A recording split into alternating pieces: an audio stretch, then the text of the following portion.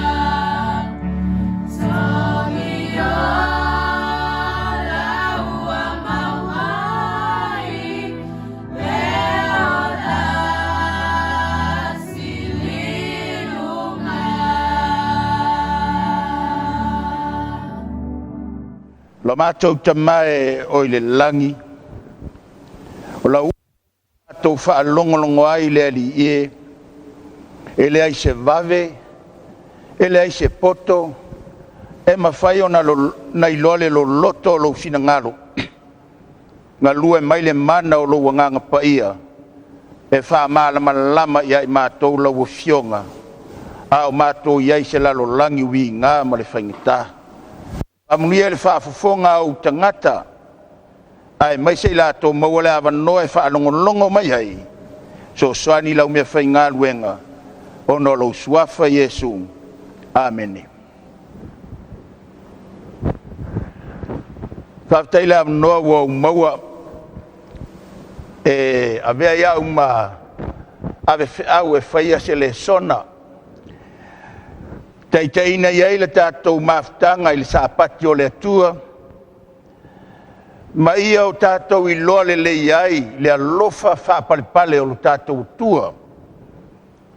I so se mea o e ngalue ai, ma e tau tua ai, e tatau ona e matuasi la fia, e le o misi o e le atua I la sila whanga.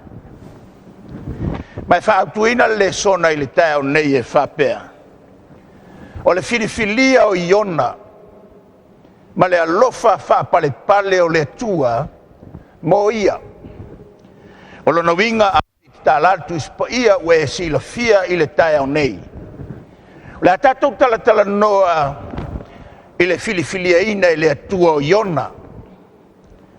ia mani whawhitauri e tupu na sa tupu mai ai. A o lea foi se ata, Lafoa'i mo oe mau, ina ia o tātou tautua tuai ma au na tuai lea tua, ina ia tātou tamau ainga, i lona hata mai, au alo na sina ngalo i tātou, ia i le lalolagi. O le tala ia i ona ma le nuu lea o ni neva, na ia i le whiau e whapitoa, na alai o na whirifilia e le tua, ia i ona, mai, au te manatu o se tala le lei fo i lea, mo iona, wa o iona pe ata a, o ni neva pe ata tau mawhau iai. O lo iai se pāpupuni le vau ni neva ma le atua, o na o mea e tūlai mai.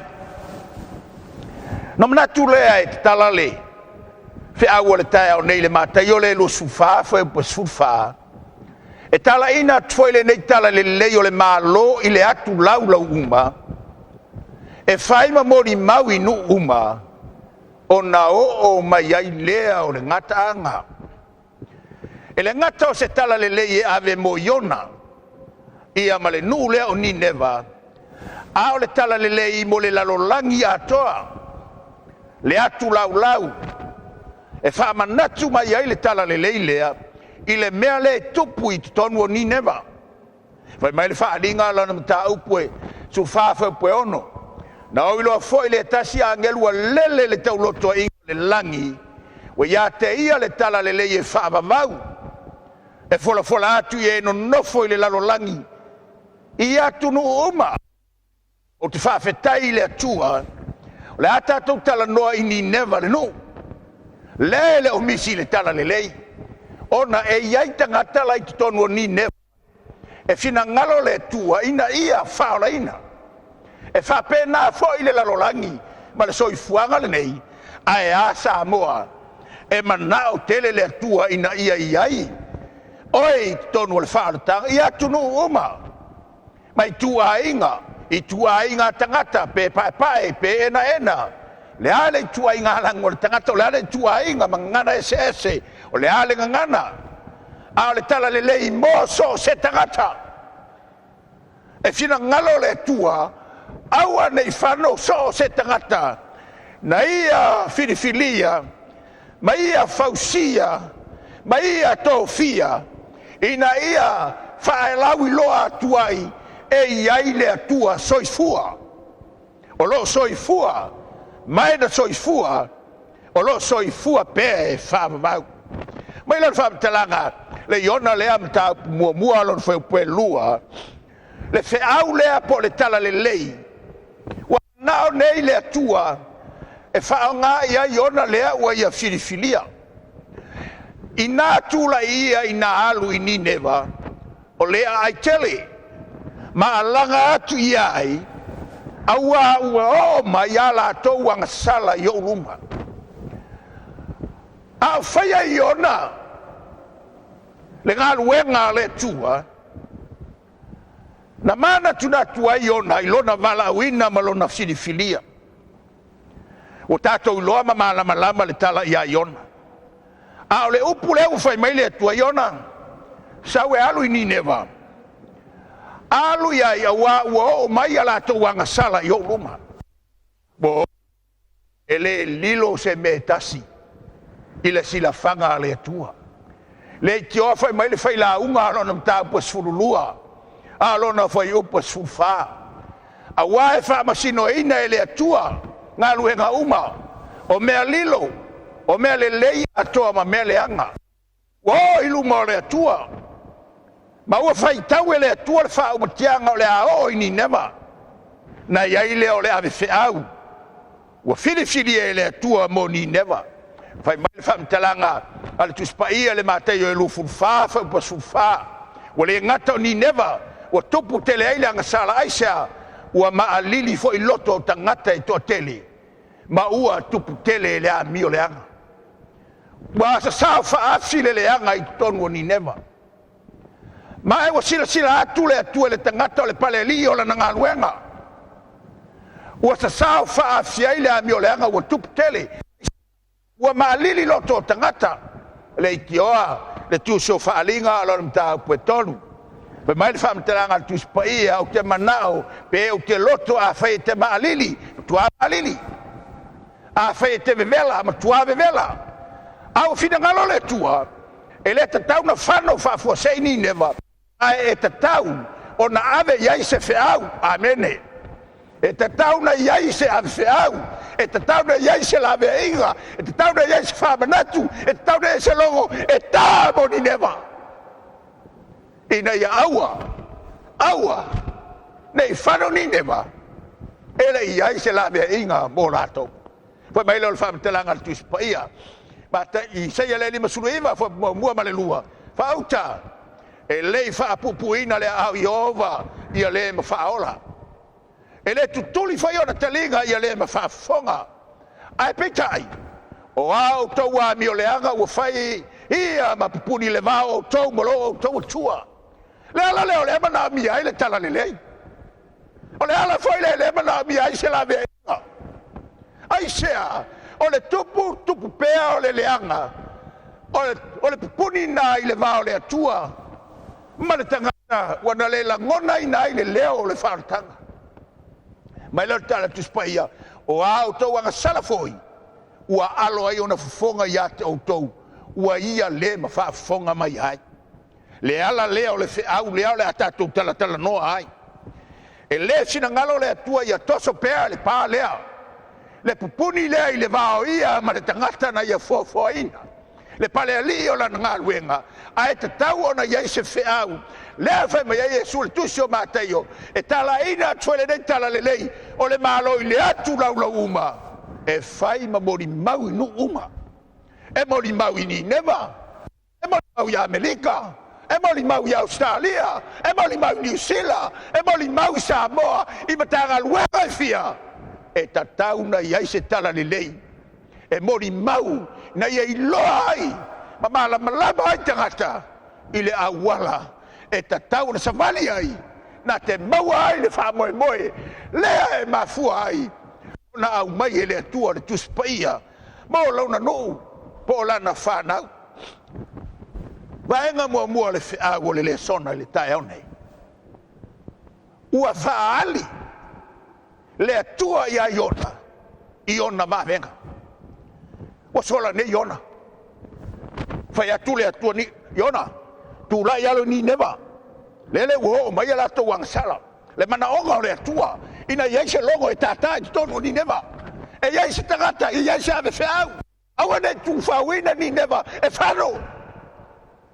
aia iai se fe'au e ave tonu aia iai foi se tagata ave fe'au e avea le fe'au mai le atua le Iona na matapuamua e te faitau i ai mai o mai le fioga Iova ia Iona le atalii o amtai ua fa'apea mai na tulaia ma alu i Nineva ia ai tele ma alaga atu i ai ua o mai a latou agasala i ou luma alu vaai ai ae ua tula'i Iona ua lē alu i Nineva ia ae ua sola asae alu i ai mai leo le tala le autū le afiafi lenei i le taeao lenei mo tatou ua fa'aali le atua ia Iona vavenga ia muamua i le afateli fa'aali nei le atua ia Iona le tagata loto vaivai le tagata ua sola i luma o Iova ae ua fa'aali le atua iai i le afateli fa mai le fa'amatalaga le tusi paia pe ae faitau i ai ua alatu Iona e sola e alu i tasesa ua alu i lalo le ana ua moe ai na moe Iona ma lona manatu e leo silasila mai le atua ae galo ia Iona o le atua na te silafia mea uma ma na o loa le atua e tau ia Iona le ai o lae soifua ma le se'au na fai atu ia Iona ua ia le faia ae o le atau i ai fa'aali lo le atua i le afateli mai le fa'amatalaga tusi paia a ua tuina ifo e Iova le matangi tetele i le vasa ona fā tetele ai lea o le vasa se manu e le petia le va fa'atai le atua nana whaapea mai o le upu le tuspai e se manu e le petia la waa ai wale le petia a ua tau ia iona o le vavenga mua nana whai e le atua se tau te tala ai le loto o le tangata woe i le tae au nei e te sila fia a whai ai a whaatia lau fōlaunga i lunga le whunga ele ma le lalolagi nei tātou te iai e te tau ona e tō mana tunatu ai se a ua whaatanga i le atua lea matangi e o mai a te au ai se a ua whaatanga i le atua lea me e o mai a te au e te tau ona o tātou tō mana tunatu iai o lona lua ua whaasanga i ele vili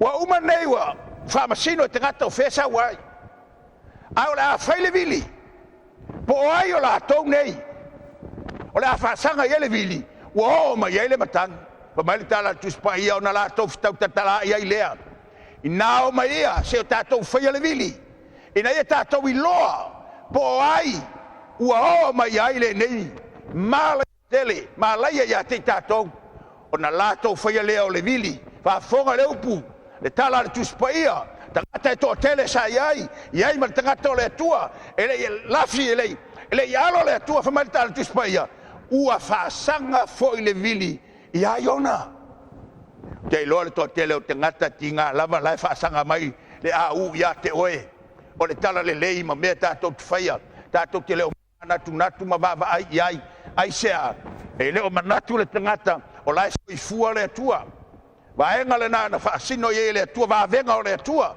o le whaasino le vili si tangata lai ai tangata ese ai whaasino tonua le vili ia iona e a whaasolo le whaamteranga tu ia o lona tolu ua le ai se me alo ia iona ai sea ua whaasanga sao ale vili ua le ai la se me alo ai ua le ai se la fitanga ua le mawhana toi tā se pupuni ua le ai whaisana whanoi ai sea ua whaatanga e le atua tangata o le lalolagi e whai le vili ai whaasanga sao le tangata na whiniwhinia e le atua ai ua sola e toa fia ni tangata whiniwhinia e le atua lea i tutono le kalesia Sweet Samoa tuto tasi e tu uatu le ngā luenga ai sola ai tiai le ngā luenga pai mai le tala tuspai ina mtuale ai se alofanga o iona whaafafonga i lana upu ona whai mai ai lea o ia te ilatou o au o le e peru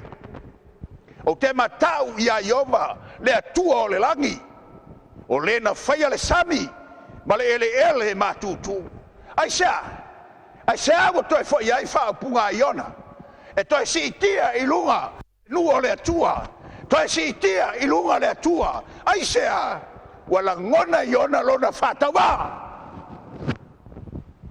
wala ngona iona lona whatalale wala ngona iona lona whatamala i lona malawina whai mai leo lana tala o au o le e peru o ke matau ia Yehova le atua o le nai o le na whaia le sami ma le ele matutu o ke loa a inga o le atua whea le matanga luenga le te whaafonga mai hai le a whai lau tofi pe te whai au pe te toi ina ti a kono pe whai sau tofi pe le ai sau tofi te mana e tau iate oe whiriwhilia oe le atua e whai oe matangata o lona a inga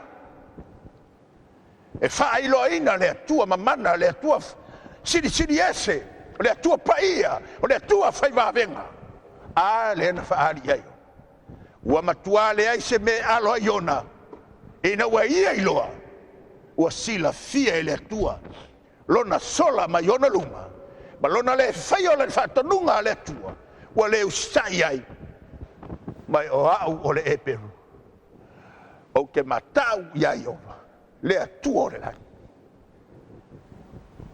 Garcia Suisa mo tutotas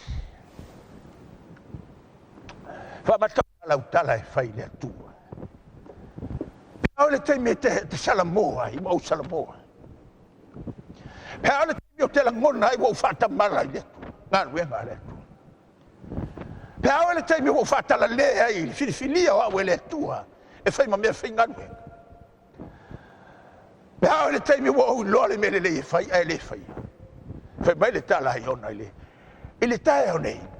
O te matau ile tua. Te matau ile tua o le langi. O le ana fai le langi. Fai le sami. Ma le ele matutu. O lona winga. Ua la ngona iona. Lona salamo. Ba venga lona tolu. Lona faa.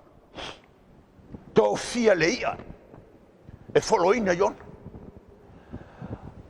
E kale sia sutsama tuto tese. Se ia faita wane ai le tusile. O le ia e tae le sami.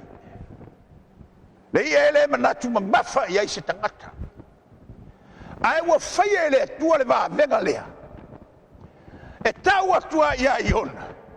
O le atua. O le alofa lamai. O le atua. E alofa fa pali. I so se tangata. Lea la fai maltala tu spai o to fia i ova le ia tele. E foloina iona. E le ai se so tātou. Samoa. Le mana tunatu i mena tupu mai. I Samoa i tangata tautai. Tele tangata angongota tu lou fa umati o lato soifue e ia. E le ia mas tangata fai maile. So suenga i Samoa nei na folo e seia. Tu lou le ngana Samoa e ati lua e leia. Fa umatia le si vaenga. A to e alto sa to fa umatia le si vaenga. A se va venga ma tautia. A inga o le tua. Mai na folo. E le ia iona. Ai sea. Na tō fia e ioma le. O le si vaenga o tatu ia i.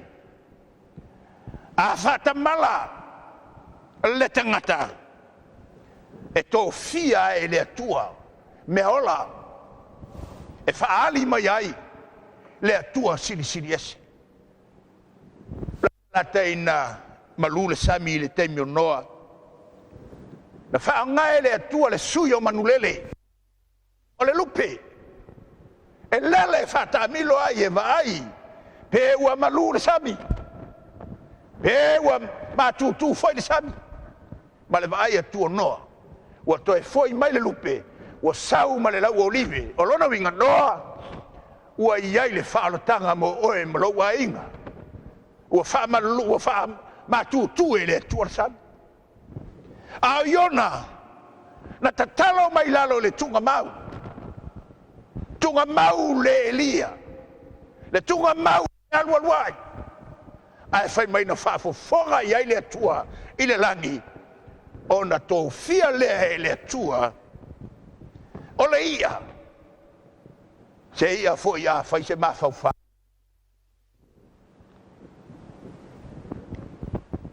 se ia fo ia ustai na folo i le anga i atu i ta sesa ai to e ave o i ni neva e lei whaanga ina e le atua le ia e whaali ai ona mawenga o le sui fo i leo ia o le sami. Pabele whamtelanga le tuspa ia. Sa ia i ona le manawa le ia i poe tonu. Iao e tonu, ma poe tonu. E rei whai ngō fie. Pe a tātou ma whau loto la vai ai. E ofo o tātou loto le va venga na whai e le. E alatu i ona i tonu.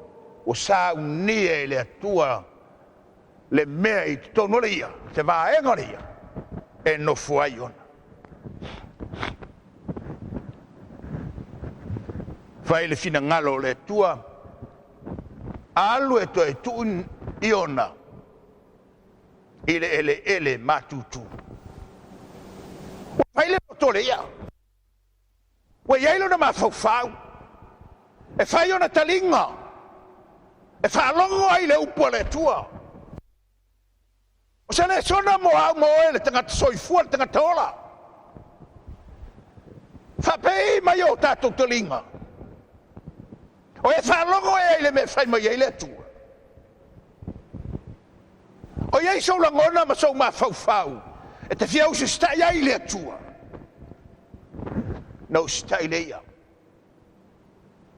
e faile me fina ngalo ile atua va enga lona lua o le feau o le atua o le taitai o Nineva pe o le tupu ua tūlai e fai se polo inga e whaola umai tangata o lona malo whafonga leia e whamtalanga al tuspaia mō tātou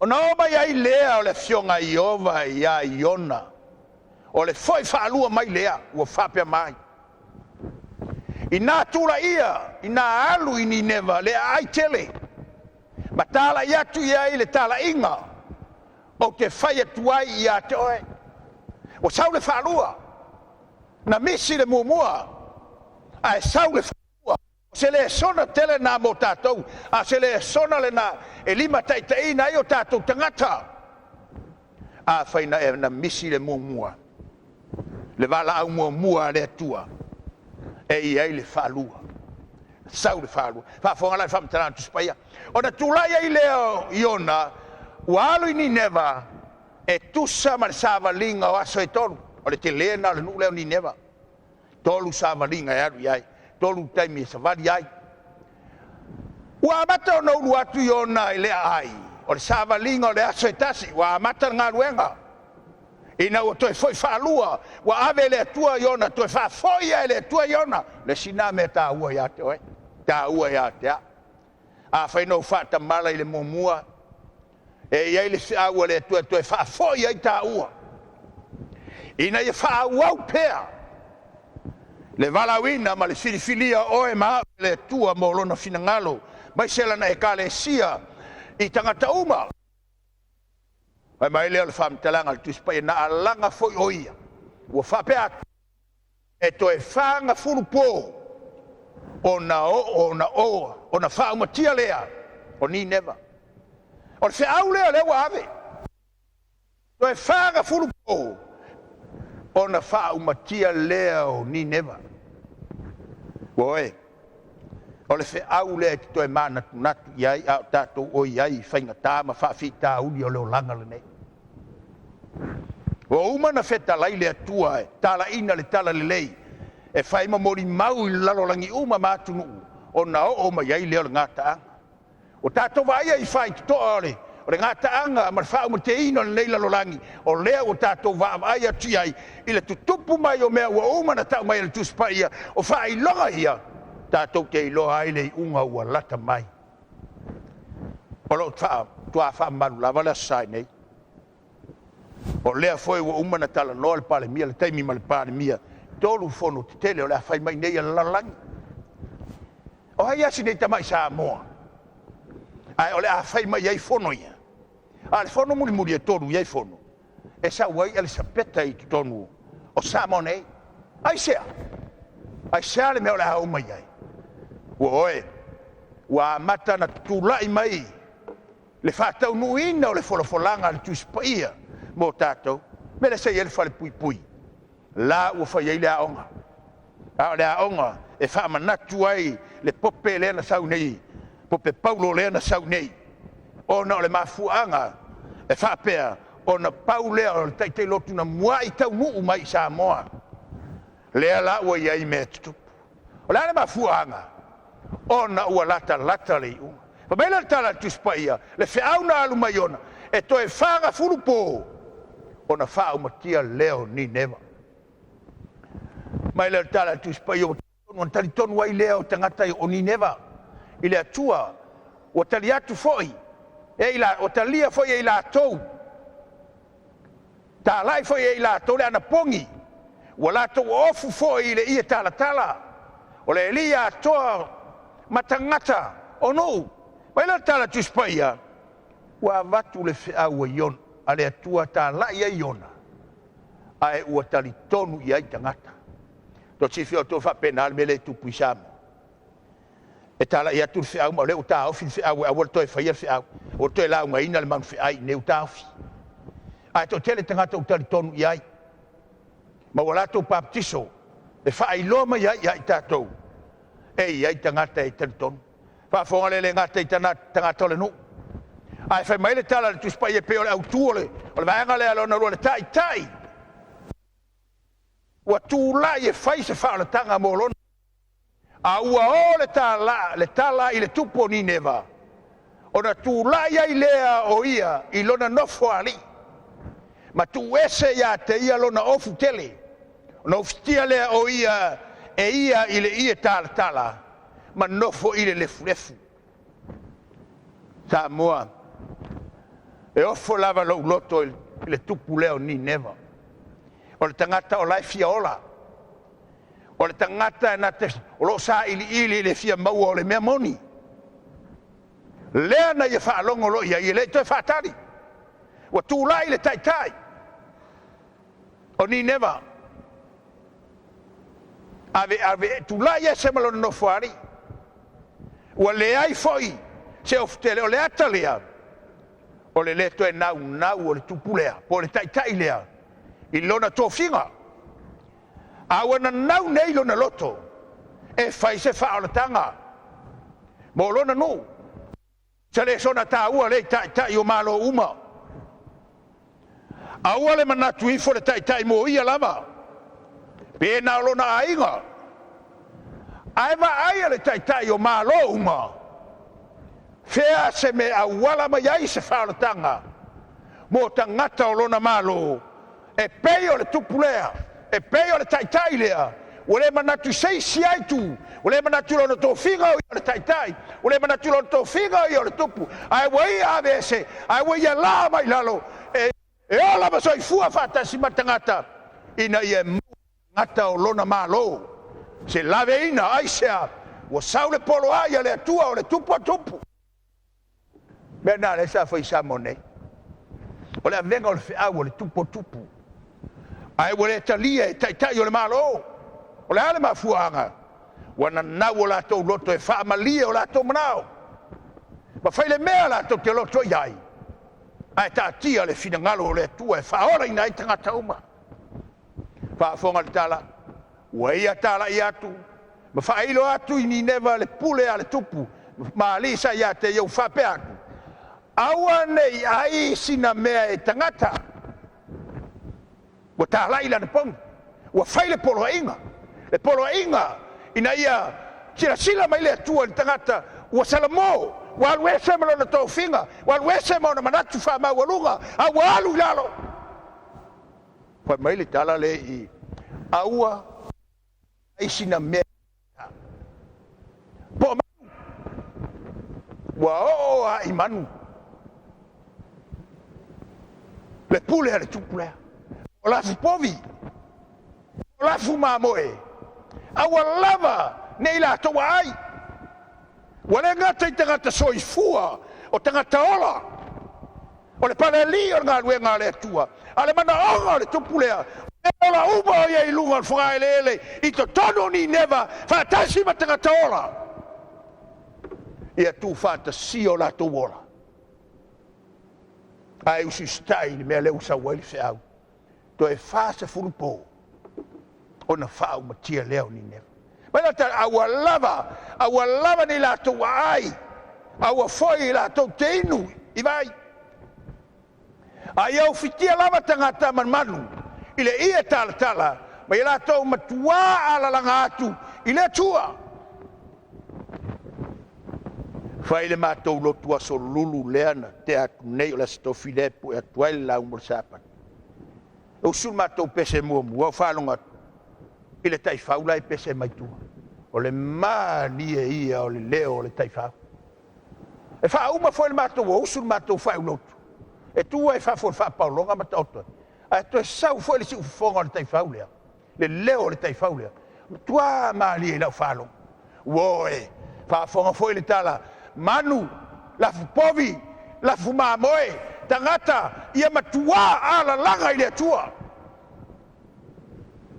Ia lato taitasi foi, ma li liu mai, i lana mio leanga. Ma le whasa ua i o lato lima. Alpona inga le aletu. Ina ia whaia se awala. E la vea ia i lato, i le whaafanonga, mai lo le tala tupu. O ai se na te iloa. Ni neva. Whapoto uma le ana pongi. Afu le tala. O ai se na te iloa. A tonu e li liu mai le atua. Ma salamo. Ma li liu ese ilona toa Sabbath. Ina ia le whanua i tātou. Mea le na whaia le tua tau tusa manatala le amro te kai na whaia e seta. E seta. O aina i loa e whai o e masi ofo i tuaso whapene. E ka le sia sui Samoa tuto tasi. O aina i loa e whai o e mawhaola i le lalolagi a toi in tuaso whapene. Ana pongi i matatalo. I lunga o le upenga ta whailangi i Samoa nei. Ia ua iai, ia leisi pati e whai ngoa o le fast, po le ana pongi. Ia, whai mai whaavai i le atua Samoa ua tasi. Ua solo uma tangata o Samoa e fitu pati ua iai, ma le malo e ua iai. Ai whai mai e o tau whaamau popo le whaavai. Ma le whaavai o le lalolagi nei, au mai e le atua, nai a te oere kare sia sfit Samoa tuto tasi. Ua nao Iesu e whaola i nai tangata uma. O le atua tolu tasi paia, lo tātou malu a papa. Mai leo le tala tus paia aton, ma fonga le tala tus paia. La se sila fanga le atua. Mai ua sila fia e le atua ala tau ngā luenga, aleluia. E whaia le tangata o te ilalo nei. A e leo tu fua le langi le sila mai le atua. E ngā lulua le tupu whaatasi ma tangata. Ni neva i le alaga whea una lua tuaila na uauna iona. Ai fai mai ua sila fia ala tau ngā luenga. Ina ua li liwese i la tau wala leanga. Ona sala moa i lea o le atua i le mālaia. Na ia feta lai mai na te whaia ia te ilatou. Ai lei whaia. Ai sea. Oe. Na fua mai le taitai. I le leo le taitai. Ana popongi uma tangata. Afu le i talatala. Manu, la fupovi, la fumamoe. Tangata uma. O le leo le taitai. E alofa i on tangata. E o ngā foi lea mo tātou. I le ngato taitai o malo. Taitai o tātou ngā luenga. Taitai mta ngā luenga. Taitai o e kālesia. Ai maise. O e lea le taitai o le ai. E te manao ina ia ola lo to lua ma lau whanau. E te tautala i le tala e ola ai lo wainga. Ana pongi, matatalo. Mai leo le whamitelanga waia. Ua salamoa i lea o le atua. I le maalaia na ia whetalai. Mai na te whaia ia te latou, e lei whaia. Ona whetalai mai lea o Iova ina ua ita fo tangata le o Iona. Nana whaapupu, wei te Iona. Le tua, sa mai wa pēr ki ka Iona le sau. Sau rafia i lalon polo. Whaafonga o tō le tala le. Ona whitalai mai lea o Iova. Wea alofa i le ki ka Iona. O le meana e le ngalue hai. Ma whaatupuina o le meana tupu i le poetasi. Na mamae foi i le poetasi Iona. E la eita mai. Nena whaitala Iona e whapea. Le tua. Mea tonu ale na laino sola i neva. Ke iloa o le atua le alofa fua ma le alofa muti vai. E te alofa ne ia ni neva.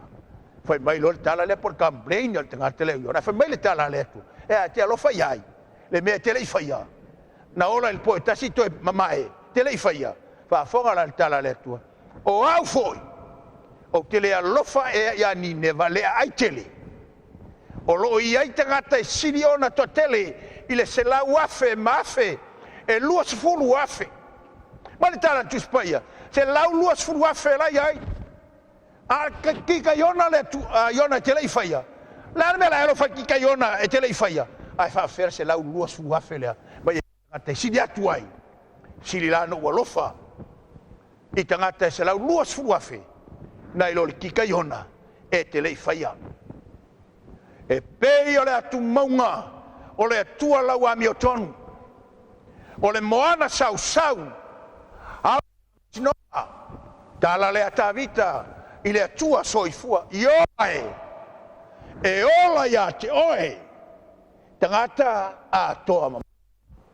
fa mai le tala ya ni neva o fa to e ola uma tangata le fa tau nuina fa salanga ola ai mama fa mai le tavita le atuai ova e ola ya te oe le atuai e ma e ulava lo walofa o le mea lea ua fa'atuatua ai tagata i le paolo o apa'au le tatalo a tavita ma le tala a tavita i le atua tavita lava lea e malilie i latou i mea lololo ua i lou fale le tagata e faia le finagalo o le atua tagata e tū mo le atua e te fa'aiinumia fo'i i latou i le vaitafe o au mea fa'afiafia aua o lo ia te oe le puna o le ola o lou malamalama matou te iloa ai le malamalama tala ua fa'anenee ai fa'avivi atu ina ua toe fa'olaina nineva o lo'o aga lelei mai ova i mea uma o lona alofa mutimuti vale fo'i ua iana mea uma na fai e kalesia sui Samoa tutotasi au tau fa'auma le fe'au lenei taeau te mana e ta'u iā te oe e le se tangata le atua e pipelo ai na ia fola lava o le atua fo'i na ia toe faia le fa'alotanga mo ni neva Iova e vivi atu ia te oe mea umana e faia e fa'afetai atu fo'i ia te oe o tangata a mio atua oe le tangata a mio atua oe le tangata o ta'u a mio tonuina e le ai seisi auala e te tauna e faia na o lou fa ma vivi le tua o tatou ai le mena tu e ho ia ni neva na tu la ile taitai e ala le tala inga e tali le tua ala le ana pongi ma le talo ina ia faia mea uma e fia ile to fa fo le tala le se le mana ia le tua o le malo ni neva na e fola ina e uma ma ia le termina uma ai a o lo malo le ma to te fa mo ai o le malo lea e whaavavau lava. O lau pule e au tupulanga lava. I so se tupulanga e soifua ma mātou wolai. O le filifilia o Iona. Ma le alofa whaapale o le atua. Moia. O lau whai al tātou ki talo. Lo mātou tamae o le langi. Fautele mamafolo sinangalo. Ele ngafa tau lima ina le tangata i lo mato malosi. Ona mato tau aveina. Wa lau pule au tupulanga lava lea o lau pule whaavavau o lau pule tutasi. Ai whaafitai le tala ia Iona. Wa mai e whai male sona ta ua iai matou. E te tau na matou toe fo iatu i o wao. E te whaangaina matou. Le alava se vaenga mātou te ao ngai. Ia tū mātie. Le upumoni ma le tala le leia la uafio. I fina ngalo, ma loto lo ua inga, a sofitu sa motu totasi, a le ngata ilea, o i lato o e fia, e whaafofonga i le neipolo kalama.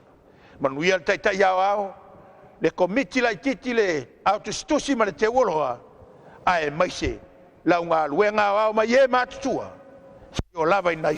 Witi o le talo le male le ngai ala sua foi Yesu bo le mala utuai amen.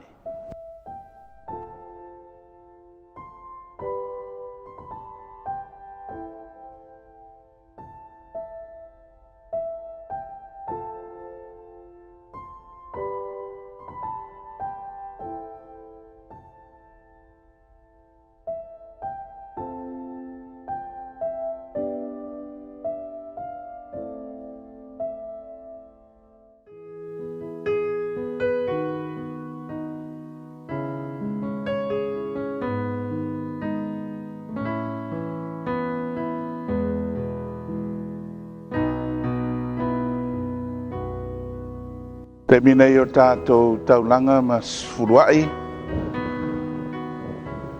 Pe whāua tangata mea le atua. A o tau whāua mea.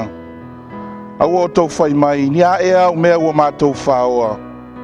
O tau whāua me Fuamatu a o tau mea. A toa ma taulanga. Ua matua whawhanoina o tau elena umalava. A ua o tau whāua o mea.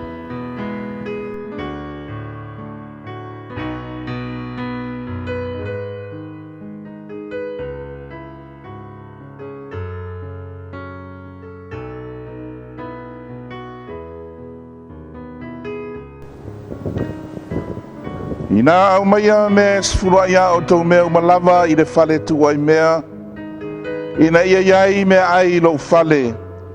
Mai o tau tofo mai a te au le nei mea.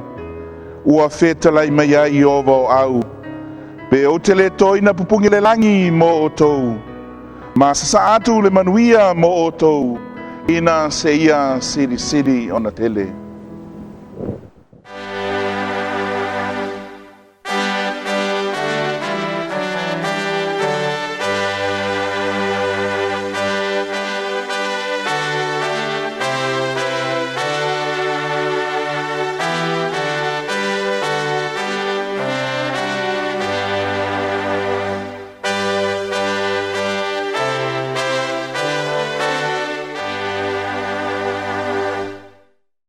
Le au whaia le tātou te talo. Lo mātou ta mai o le langi. E via lava oe le atua e whāvavau lava. A wao loa lofa na e whaasafua I lunga o lau nuu. I lunga o lau whanau. A o whiangai o tiute mga luenga le atua. Na e tutofi e ngā lulu e ai. I tai le atua na whaalia loa lofa. E ala I le tauia o lātou ngā luenga, ai meise o loa lofa le atua, e tusa ma le malosi ina e fua ina. Ai whaafitai le atua le whengainga, a lai o na mātou manatua loa lofa, ina ia manatua lo mātou loto le atua, e ala I le mātou sfuluai mo taulanga. Talo le atua iau whaamyanga I lo nuu, whaapa ia ma whaamanuia le taulanga, ngata I leo sfuluai le atua, ina ia pa ia ma ia manuia le atua, au wā le atina ina lau ngā luenga. Vi ia o Yesu e whaavavau lava. Amen.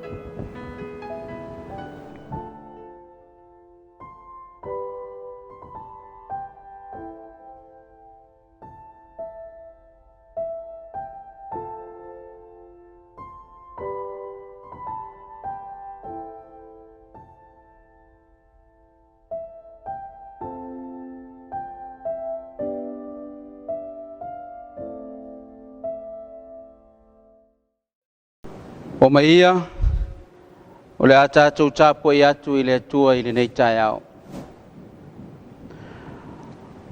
O le alofa mai o Iova o te pese ai lava e whaavavau. Te whairo atu I lo ngutu lo whamaoni I lea tupulanga ma lea tupulanga. A wana whaapeane, e atina e le alofa e whaavavau lava. O le langi lava, e te whātū mauina ai lo whamaoni. E mua I mea uma, o na vi ia le atua I lo nā lofa ma lona anganelei. Wa ia tapua au ina ai lo tau soifua ai maise o so mātou ola. Wafuai na e manu malo whaiva matiute o le nei vai asu. A o lea ua tātou urufia o na malu tāpua I le nei tai au lona Sapati. Ua tātou o mai ai e whafo I atu I a te ia o lona lava vi inga. Ia vi ia le atua ma ia vi ia lona suafa. A mata atu nei se ia o I le whavavau lava. Ma ia te ia o ia o le ao le nei ngā luenga o Yesu Keriso. Le vi inga e whaavavau lava. A vea ia le nei awanoa o te whailoa I ma whaatalofa tuai. I lausunga I le taitai ao le tātou ngā luenga. Pastor Willy Papu, ai maise o le wharitua ma le nofo alo. Whaamalo le wholau I langi maa. Whaamalo tau, whaamalo ngā lulue. I le ngā luenga ua wālawina ma whiriwhiri ai tātou e le atua. Ia whiafo I le nganga o wholofa ma whātalo whātu. Le au tustusi o le ngā luenga. Pastor Papali I a wheta ma sipa ai maise o le wharitua ma le ainga. Whaamanuia le atua a o whenga iai tiute ma whaiva o le ngā luenga. Le whangaloina fōi le whaatalofa I lausunga I le te oloa. Pastor Ui tua langi ata tanu wasa.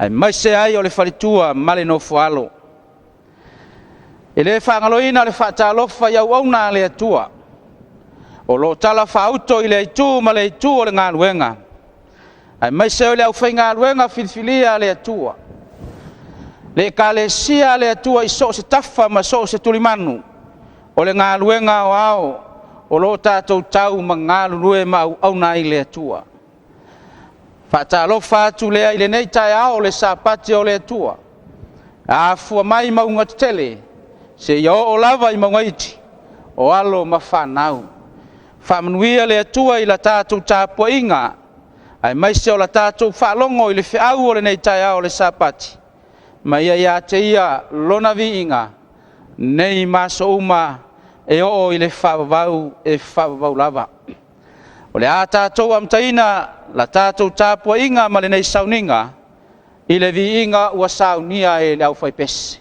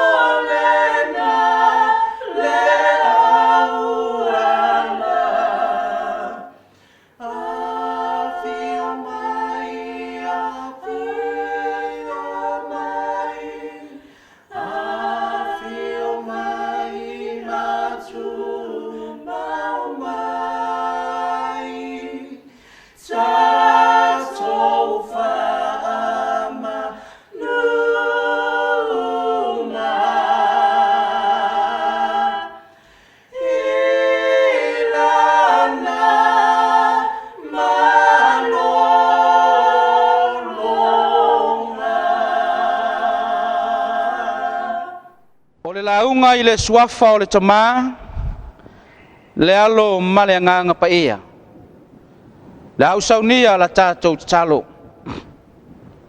lo matou tamae o i le lagi a onofo fatali lau fanau ma lou nuu i lenei taeao pe se a lou finagalo mo i matou te mua i ole atu le liie i le mafutaga ma le agaga paia o la ua fio i lenei taeao lou sapati ina ia fio mai e faatumuina o finagalo mo matou faamoemoe ina ia manino la matou faalogo i lou finagalo ina ia tapena ai matou mo lenā faamoemoe i le ola e faavavau matou tatalo lea i lenei taeao o fea lava so o se tulimanu o lenei lalolagi o loo maua mai ai lenei sauniga ma lenei faasalalauga le atua i luga o upega tafailagi i lau fanau i le aitu ma le aitu ia pai atu le feʻau o lenei sapati ina ia tapena ai matou mo le mālō ua lata mai whamanuia i le fola o laua fionga i le nei tai ao. Ia vi ia lo suafa Iesu e whavavau lava. Amene.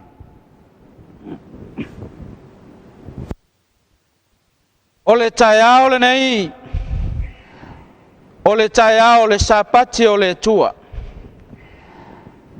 Tamana o sei o tātou o i le awhionga pa ia le tua i se whiau. E taitaina ai i tātou. A o tātou iai le nei fo launga, ma tātou iai le nei vai taimi o tātou soifua ma tātou wolai. Ono manao lea i le tai ao le nei sei o tātou li liu i le awhionga le atua.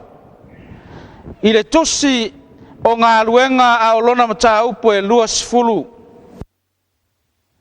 E whai ma matua o le whiau o le nei tai ao. A tonu o se mau o masani na tātou whaitawina.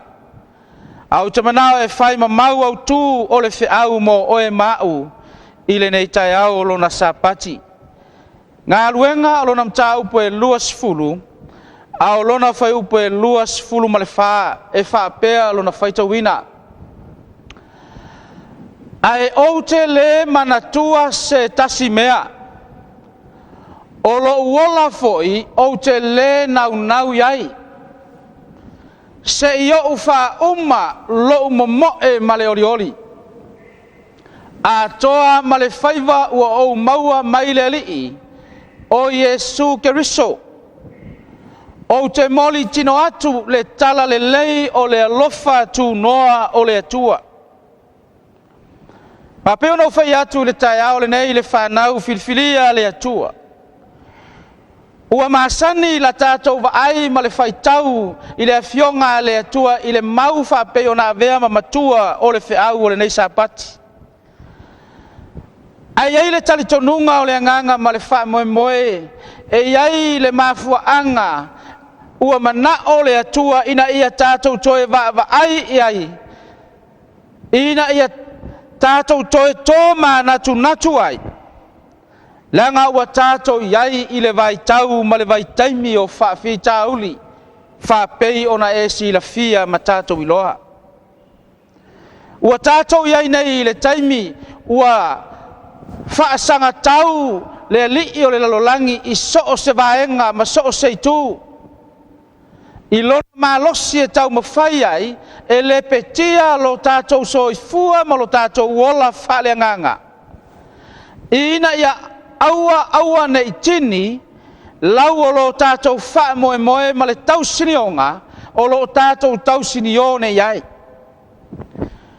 Ua manino i lau whai tau te iloa i le tusi lea ma le matau pule nei. O lo iai se whaafi tau li sili o na onga o lo o whetaiai ma o lo o lumanai ma le ngā luenga le atua o lo o tōwhia ai le apostolo. Ai whai mai le whamtalanga le apostolo le taole nei o te le toe manatua se tasi lava mea. E o fo'i lo uola o te le toe nau iai. A o sauni matapena le apostolo mo le ngā luenga le atua i le whaolatanga ma le whaolaina o le soifua ma le ola o tangata na i loa e le lei le apostolo Paulo o loo luma nai whaingata o loo luma nai whaafitauli o lai whaatali mai a te ia o noa noanga ma le whaumatia o ia o na o le vala au le atua. O le filifilinga e le atua o le apostolo i le taimi na vala awinai. E iai le talitonunga o le anganga e le whaingofi. E matua le whaingofi o na talia i o tātou loto. O na talia i le loto o le tangata. I le taimi nei wa tātou soifua ma o tātou wola ai. Ai se ai whaingata ai na talia i le loto o le tangata. Le tangata e le mawhai na tū mo le atua. Le tangata e pala ai whawhitauli pe a o mai. Peita iane e iai vaenga sili na tāua na mafua ai na iaila na tautinonga lea. Pai mai le whamtalanga yo ufa uma. se yo fa uma pe fa maea lo mo e male oli male faiva wo maua mai le li o Yesu o le ale faiva o le molitino po le tala inga o le tala le lei o le alofa tu noa o le atua o vaenga e sili na taua na iai le loto o le apostolo ma la filifilinga na Fuamatu na tautino o le apostolo pai mai le autu o le feau le tai aole nei SISDAC fa uma lo mo e male oli a toa ma lo faiva mai le atua fa uma lo mo e male oli a toa ma lo faiva mai le atua so senga luenga e fausia ele mafai na taua se ngā luenga e fausia pe whatinoina o se ngā luenga ua atoa o se ngā luenga ua maea pe a whai e le i wha umaina le upu wha peritania o le complete e le mawhai na a veo se ngā luenga ua ma ua maea pe a le i atoa o na vaenga e wha pe nā la le mana onga o le apostolo ma le whiau nā mai e mana o le apostolo o ani mea o tutoe i lona filifilinga ma lona vala wina fai mai le apostolo e o ilo uola o te leto e nau iai atea se i o ufa uma na i lole le le apostolo e le i maea ai wa ia nau e fa uma ma fa maea o amea e stau na fa maea o le momo e male oli lua o lona faiva mai le atua o le ale faiva o vala wina o lo tātou tiute o lo tātou filifilia na filifilia fa toai tātou e le atua le nei lalolagi fa pe iau na filifilia e le atua iona e ave le feau i Nineva ae sola i tā sesa ina ua a fatia le malanga fai mai le fisilia tangata o ena latou malanga sole o ai e o fea te sauai a o le alo faiva e fa pe na foi lo tātou filifilia mai le atua tofu i tātou ma le faiva na vala uina ai tātou e le atua e le nei soifuanga no mana ole tātou te vavaai i vaenga e sili na tāua na mafua ai na iai le filifilinga lea i le loto le apostolo muamua fai mai le whamtalanga le apostolo na tāua i a te ia o le atua o le na filifilia o ia e uina i loa o lai whaatali mai no anoanga ma puapua ngā i a te ia a e lei popole e lei kea i ai le apostolo aisa le anga na tāua i a te ia le atua le na filifilia o ia ma fuanga na fuai na tautino se ia ufa uma ma fa maea lo mo e male ori a toa ma lo faiva mai le atua aisa e tāua i le apostolo o le atua le na filifilia o ia e le itoe tāua ia Paulo se isi mea o le soifuanga e le itoe tāua ia Paulo se isi mea o le olanga tasi le mea na tuli matai ai le vaai le apostolo o le atua le na filifilia o ia o lona lua o mea sili na tāua na mafua ai na tautino le apostolo o le mafuanga o le ale pongai a o le ase anga na mafua ai na filifilia o ia ele atua na filifilia whapitoa o ia ele atua e molitino le tala le lei o le alofa tu noa le mafua anga le na laina le to e popole le apostolo i na soifua no mana o le tai au le nei se o tatou fa solo i le launga po le feau o le nei sapati o le fesili te tala ina ai le feau whapitoa le atua mo i tātou SISDAC whapewhea na wha uma lo mo e male ori a toa ma lo faiva mai le atua whapewhea o le ase mea te taun a o le ase a wala tātou te whaia e mafuai o na tātou wha maea ma wha uma lo tātou mo e male ori Ai mase ai o lo tātou whaiva mai le atua. Te iloa e tele ni tali tono le fionga pa ia le atua. O tumana o le tai au le neisi o tātou wha solo. I vaenga tā ua wa mai e le atua le tai au le nei. I mea e tau na tātou whaia. E a fua ai o na tātou ma whai na whai. Ma wha mai alo tātou mo e male ori ori. A toa malo tātou whaiva mai le atua. Vaenga mua mua o le whea au le tai au le nei o te manao si tātou li liu le tusio e peru. Mau e masani. A orona wheu pe lua o te whaitawina i le tai au le nei. Ma ia vava i atu i a Yesu o le na te taitaina. Ma le na te wha ato atoa ina le wha atua tua. O le na ono sa i le sa tauro. Ma wha tau waa i a te ia le maa. Ona ole oli sa tu i ona luma. Ua nofo fo i o ia. I le tu tau matau. O le nofo ali i o le atua. Pai mai le vaenga mua mua o le whea au le tai au le nei. Mua. SISDAC.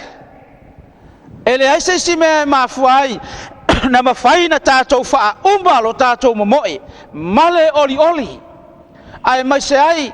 O lo tātou whaiva ua wala auina ai tātou e le atua. I tū ma le tū. O le atuli manu ma le atuli manu. O le tafa ma le tafa o le ngaluenga le atua. O lo tātou tau ma tātou ngalue ai. E o ma lo tātou wa ai i a Yesu. Le na te taita ina ma wha ato toina. Lo tātou whātua tua. A tonu ai taimi. Tātou te whetaya i ai ma wha whita uli ona o le ngaluenga.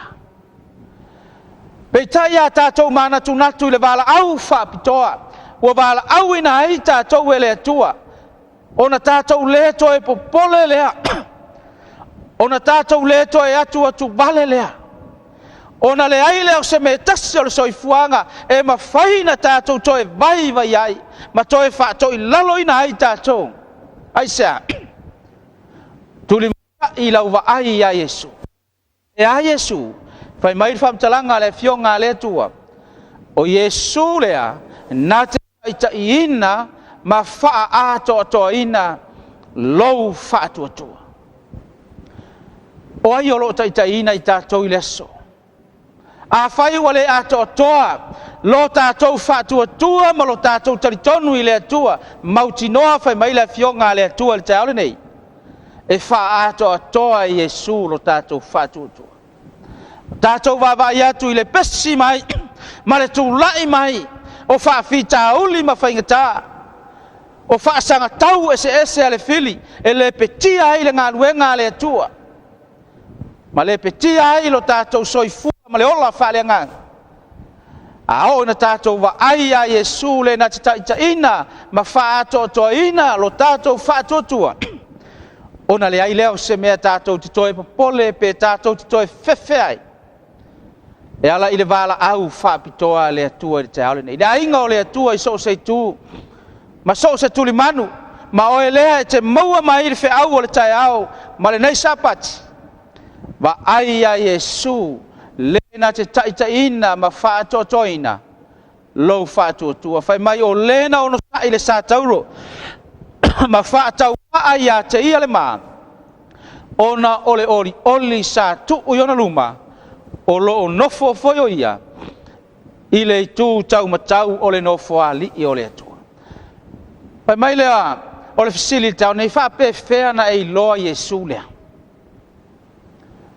E iei taimi e ne nefu ai la tātou vai. Ona o mea o le soifuanga. A le fisili whape whea na tātou i loa atu Yesu. Mua. Pai mai le whamtalanga tu spaia. I le perum ta upu e sulua wha mua. Pai mai ia wa ai a Yesu le na taitaina. Ai sea, le anga i tātou o le whaapotopotonga o lo mata mai. Ia tu ese o mea mamafa. Te iloa e tofu le tangata ma mea mamafa o le soifuanga. E tofu i tātou ma mea e wha mamafa i o tātou loto i taimi oma. Pai mai Yesu ma le whiau o le tai aole nei. tu ese o mea mamafa. Lua a toa maleang sala e fa lave ngō fia ai. Fa matau le ase mea o fa lave ngō fia ia te oi le so. Tuli matai la tātou wa ai a Yesu. Na o Yesu e mawhai na whaola i nā i tātou. Whai mai lea o le whai upu mua o le nei. O i tātou whoi o lau vangvangai e le whapotonga o e mata mai. E whapea na tō tele. E le tō i titi. I nā tātou tu e se ia o mea mamawhauma. A toa maleang sala e whalave ngō fia i tātou. Ia tātou tau whetuli male ono sai. I le ala tanu o loo i o tātou ruma. A tātou mawhauwhau i le winga o le whamtalanga le fionga le atua. Usoe ma le ainga o le atua i le tai aole nei. O le ala lea tātou te tau whetuli ai nei. Whai mai le tuspaia. O le ala tanu. E le o se ala laulelei. E le o se ala ua teu te uina. Whapei o ala o lo tātou whaongaina ma wheo ai ai. A o le ala lea whai mai le fionga le atua i le tai aole nei. O le ala tanu o loo i o tātou ruma. Te le taimi tātou te tāma moe i le ala lea. Wha le tonu matu ia lo vai. Aisea, o le tele o wha whita uli, ma mea e o mai. Ai whai mai le tuspa ia le te aole nei. Tau whetuli ma le ono sai. I le ala tanu o loo i o tātou ruma. Whai mai le o le mamorko nito e iwa whau pe lua sumalwha. Tau te leilo ea. O e tau sini o i le ala tanu. E tau sini o i la tou. A e maua le tau i e toa tas. Ia whaapea o na o tau sini o. Ina ia o tau maua. Whai mai le luinga. Whai mai le whamtalanga le fionga le atua le taole nei. Usoe. O e tau sini o i le ala tanu. E tau sini o i la tou. Tō tele e, tātou o lo tātou tau sini o i le soifuanga le nei. A o le mana onga ma le whiau lewa mai e le atua mo i tātou. SISDAC, le whanau a le atua, whai mai le whamtalanga le tuspa ia le te aole nei. Ia tātou tau sini o, ina ia tātou maua. Le mana onga leo le au whinga luenga, le mana onga leo le kale sia le atua. O whealo o tātou ngā lulue ma tātou tau mau au nei le ngā luenga le atua. O lo tātou wha moe moenga, ia i tātou uma ma tātou 5 fatas. I le langi ma le ola e whababau, ua saunia e le atua mo i tātou. Pai mai le o le vaenga, lona lua o le whiau le tai aole nei, le kalatia o lona mtau pe lua, whau pe lua sifulu. Ua whaasata roina whaatasi ma ua makeriso. A e o te leto e ola. A o ke riso o lo ola i te tonu i a tau. O le ola foi o te ola i nei le tino. O te ola i lava i le whaatua tua i le alo o le atua. O le na lofa mai i a tau. Ma foa ina mai o ia e ia. E whai mo sui. Whaafonga ia i whamtalanga le apostolo. Pai mai le whamtalanga le apostolo Paulo, ua whaasa tauroina, whaatasi ma ua makeriso, ai o te le toi ola. Le olanga ua suia, o mea na maasani ai, ai whai mai le whamtalanga le apostolo, o te le toi ola. A o ai e tau na soifua maola, e ta tau na soifua maola keriso, i to tonu i atea. Pai mai le vaenga lo na lua o le whiau i te aole nei. O le mea ma whai ai na wha uma lo tātou momoe. Male o lioli. Ma lo tātou whaiva mai le atua. E ala i le ola ma soifua o keriso. I to tonu i a te i tātou. A le ma whai na soifua pea. Ma ola keriso i to tonu i a te i tātou. A o tātou tau ma ngā lulue ngā luenga le atua. E iai le taimi, tātou te toe vai ai. Ona le maua lea, e tātou, o le sini o le tau sini onga. O le langi ma le ola e whaabau. A o le mana onga o le atua le te aole nei, e a fua na maea, ma wha umaina lo tātou whaiva. ai mai se lo tātou mo e male ori. Pe a whai e soifua maola Keriso, i to tonu ia te tātou. Whaafonga iai, whaamtalanga le fionga le atua, o le fisili le tai aole nei, whaape whea na Iloa ua ola ma soifua Keriso i to tonu ia te tātou. Mua, whai mai le whaamtalanga atu spa ia le tai aole nei, o le oti o le tangata tuai. Ma fuanga le whai mai le apostolo, ua whaasata roina i maa ua ma Keriso. Ua le to e ola, a o Keriso wa soifua i te tonu ia tea. O lono winga, o le mana onga o le whiau le tai aole nei, e ma whai na wha umma lo tātou mo e male ori, ma o tātou whaiva mai le atua, pe a whai e oti le tangata tuai. Lua, tā ua ia te ia le alofa tu noa o le atua, whaafonga i tātou iai le mau. Manao si tātou li liu iai le kalatia am tau pe lua sumatas.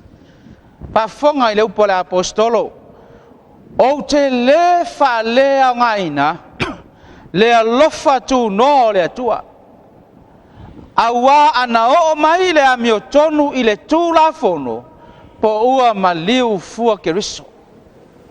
Pai mai le whaamtalanga e sili na tā ua le apostolo, o te le wha lea ngaina le alofa tu noa o le atua. Aisa, pe ana o mai le amio tonu, e ala i le tausinga o le tū la fono, se manu e le maliu fua Keriso. Ai wafua na maliu Yesu, ma whaasata roina lo tātou ali i whaola. Aisa, ina ia tā ua ia te tātou, le alofa tu noa na saunia lo tātou ali, le alo pele o le atua. Tai hale nei, awani tātou wha lea ngaina, le alofa tu noa o le atua. Awa ana le se noa le alofa tu noa o le atua. Wha mata o po wha pe fea. O fea o tātou ta se aile nei soifuanga. O fea o tātou iaile nei soifuanga. Ai ana le se noa le alofa tu noa o le atua. Se manu tātou te le sapi, i le vala au ma le filifilia o i tātou e le atua. Tā ua le ia te tātou le tai aole nei, whaamtalanga le fionga le atua. Lua ko nito mtau po e lima, Sufia ma suma lima e whaitawina le tai aole nei. A wawa puru na wina i mātou i le alofa o Keriso. O lo manatu whapea i mātou. Ana whaia ma liu le tuatasi e suia i tangata uma, ua oti lava tangata uma. Pe suma lima, na ma liu foi o ia ona o i tātou. A o ia o le na ma liu mato e tūmai o le sui o i tātou. E apea mais tātou amene. Fai mai whamtalanga le fionga le atua taone. Le mafuanga o le maliu o Yesu. Fai mai na maliu ina ia le toe usi taipea o e ola ia te ilato. Pa mata e tofia nisi o i tātou le tai aole nei o loa lala ma whaafonga mai. O loa usi taipea ia te ilato. Ma fai pea o latou loto. A ua tā le taimi a le atua. Ua le aise taimi o toe. A le mana onga le o le whiau le tai aole nei ma le mana onga o le apostolo. Ia aua nei tātou toe usi tai i tātou ia te i tātou.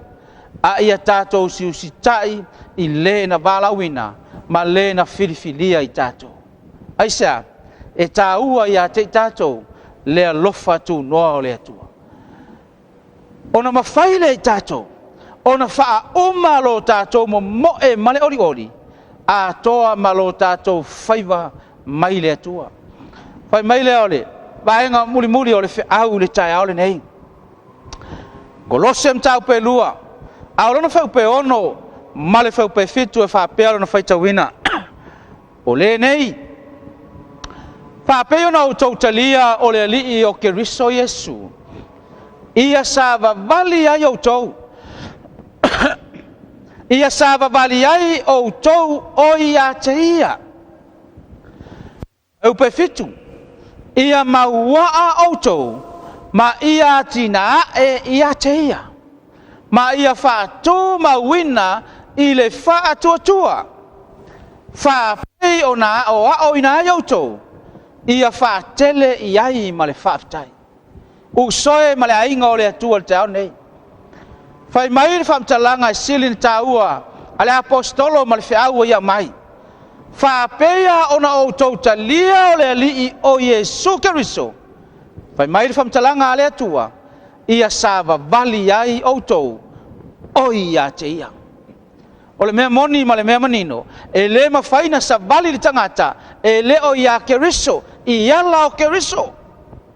A o ai e mawhaina sa vali i ala o Keriso, o le tangata ua ia Keriso.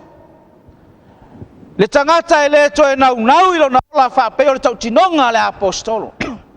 Le tangata e le to e manatua se mea o le olanga le nei. Le tangata le na ua ia Keriso. Le fe mai ai le whamtalanga tu spaia le te aole nei. Whaapea ono o tau talia o Yesu Keriso. Ia sava vali ai o tau. O e o ia Yesu Keriso. Mai lea, o le vaenga muri muri. Ia mauaa o tau. Ma ia atina e ia te ia. Ma ia whaatu mauina i le whaatu atua. Vaenga muri muri o le whiau i te aole nei. Ia mauaa i tato, ma ia atina e ia Keriso Yesu. SISDAC, le whanau a le atua, ma le ainga o le atua. O le mana onga lea, o le whiau i le tai au le nei. O le mana onga, whaapitoa o le atua, ma le whiau o le aso. Ia tato mauaa ia Yesu.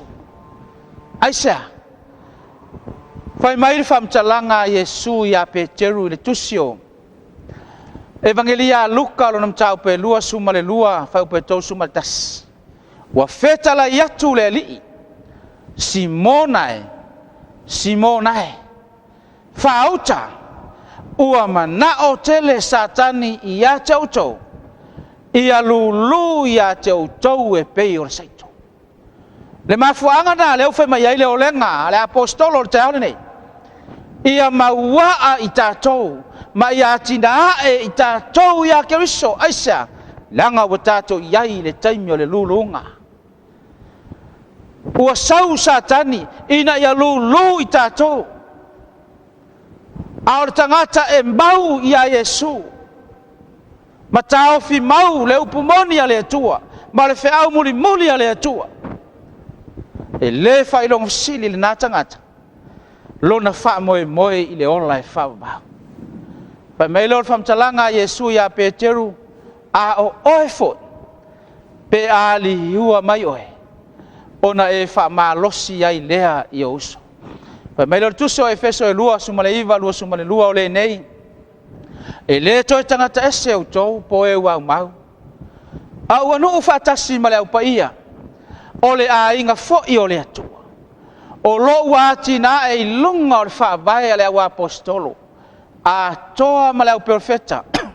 O le maa tuli manu o Yesu Keriso lava lea. Au pe lua sumatas. Ua whaatstauina ia te ia o le fale atoa.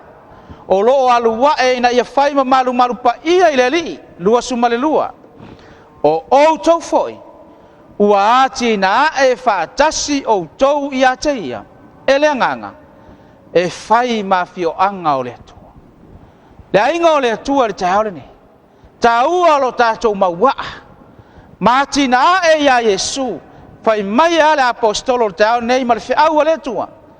Whai mai ina ia whai i tātou mawhio anga o le atua. Ina ia whai i tātou ma mea e maua i le atua. Taimi uma o lo tātou ola. Po a wha o a matangi. O a maunga tātou te e ai ma vanu tātou te ui ai. E le ma whai e se mea tasi o mea. O nā ve sea lo tātou wha moe moe. Aisa, leanga wa tātou ma waa i a teia. Maati na e whaatasi. Le mafuanga le ana whai mai ai le o lenga. Ma le whiau le apostolo te aole nei. O lo uola o te le toe nau iai. Se i o wha umalo mo e male ori ori. A toa malo whaiva mai le atua. O lo tātou le valawina. A valawina ma filifili ai tātou e le atua. O le wha umma. O le ngā luenga. A le atua. Wha pei o na filifilia ma valawina ai tātou. Fai mai le autu o le feau le tai au le nei. Fa uma lo mo e male oli oli.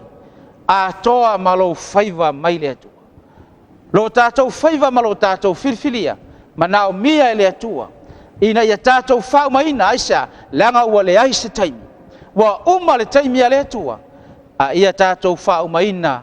Lo tātou mo e male oli oli. A toa ma o tātou faiva mai le atua. Whapewhea na whau ma. Ma aia Yesu le na te taitaina. Ma le na te whātotoina. Lo tātou whātotoa. Lua. Ia ola ma soifua ke riso. I to tonu ia te tātou. Ma le vaenga muli muli o le whiau le tai ole nei. Ia mauaa i tātou. Ma ia atina e. Ia ke riso Yesu. SISDAC. Ia tātou wha umaina. Lo tātou momoe male ori ori. A toa ma lo tātou whaiva mai le atua. Ona o le suafa o Yesu. Amen. Wala wina le tātou au whai pese. E whai unai le Sauniga o le launga i le nei tai au.